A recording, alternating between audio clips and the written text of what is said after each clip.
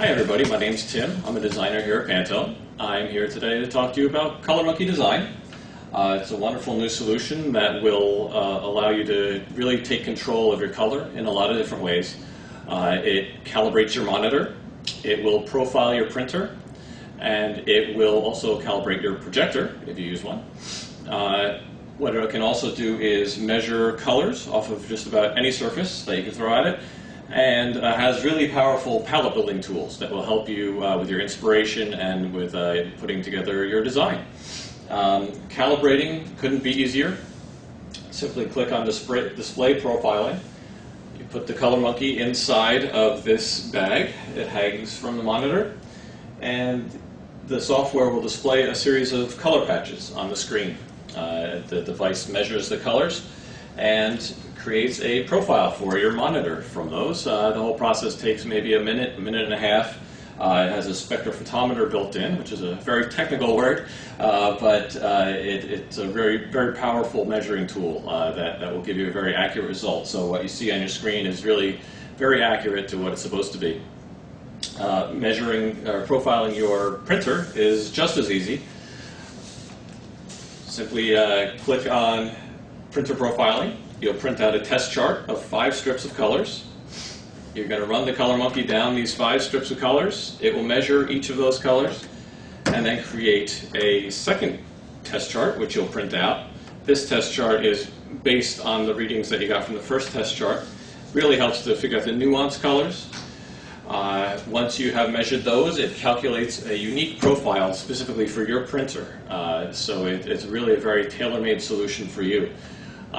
Between printer profiling and calibrating your monitor, you're going to have a very predictable, accurate workflow. You'll be able to know that what you see on your screen is what you're going to get out of your monitor, out of your printer, excuse me. So that makes things a lot easier for you. I know, I appreciate it. It also is able to measure colors, as I mentioned. Say I really like the blue in the back of my Simpsons calendar here. All I have to do is simply click out this little flap, place it on the surface, press the button with my thumb, it takes a measurement, and voila, right here we have the blue that I just measured. Say that I also think this red from my picture frame will go very well with it. I'm creating a very brightly colored design. Again, you can see I have the blue, I have the red, it's pulled the colors right in. I can bring these colors into a palette. I can start building my own color palettes. I can create them and name as many as I'd like. Go into my palette and you can see my colors here. I can get detail on each one of them. It gives me my LAB values, my sRGB values for each, and I can snap right to any of these libraries. I can snap it to a Pantone color, I can snap it to different printing situations, and so I can see that, hey, the closest match to this blue that I've measured on my calendar is Pantone 88-3-2C.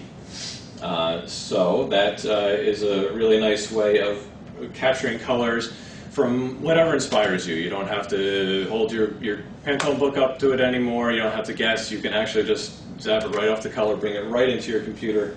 There are other ways of building palettes. You can also import images. Say a client gives you an image that they'd like to use in their design. Well, you can bring that image right into the ColorMunki Design program, and it will automatically pull the 12 most dominant colors out of there. Say that one of the color that you're looking for really isn't in there. You can double click on it and say, I want this color exactly right here, and bam, it brings it up for you. You can see exactly the values for that. So you can bring all these colors into your palette as well. Put a couple in there. The other way that you can bring colors into your palette is through the good old color libraries, whether it be the Pantone libraries. We have the new Pantone Go system in there. We also have the Pantone matching system libraries that everyone has been using for a long time. So you can choose any of those colors. Say I go down here a little bit and pull out this kind of purplish blue they call it. It's Pantone 82-2-3. I throw that into my palette. Now what you can see is going on over here is it's giving me variations of whatever color I've chosen. It will show me harmony colors. So say you're looking for complementary colors of your dominant color you're using in your design. Bam, it shows you some suggestions right there. It'll also show you some similar colors in case you haven't chosen exactly the one that you're looking for. And then voila, we have the palette right here. What it's doing is it's showing you the color that you've either measured or imported and comparing it to the Pantone. I've selected the Pantone Go system. So it's comparing it. It'll show you a slight variation, the closest color. And then what I can do once I have this palette built and I'm happy with it is I can click on the button right down here. It says synchronize, and boom, it shows up in InDesign, in Photoshop, in Quark, in your favorite programs that you're going to be working in. So it makes it very easy to bring together the colors that inspire you from wherever and lets you bring them into your programs and actually use them, which is very nice. It comes in very handy. I have found that it really changes the way that I work. A couple of nice things that it does is it will show you your colors under different lighting situations. So you can choose viewing booth, you can choose daylight, D65.